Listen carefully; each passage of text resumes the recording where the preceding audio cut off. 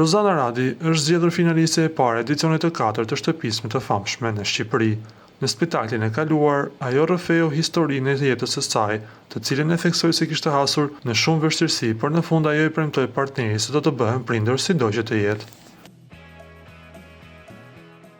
Teksa më pas, në një moment, ajo ka treguar se gëzon një raport të jetë të mirë me familjarët e bashkëshortit, përfshirë të fëmijët ku është e shprehur.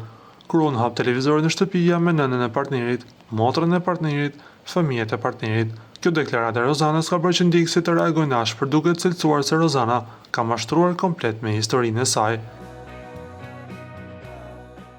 Në do t'ju kujtojmë se Rozanës në spektaklin e fundit ju bë dhuratë nga televizioni një ndihmë e posaçme për ta bërë të mundur që ajo të krijojë një familje me partnerin e saj. Lutem klikoni tek butoni subscribe për të marrë të rejat më të fundit nga Showbizi shqiptar.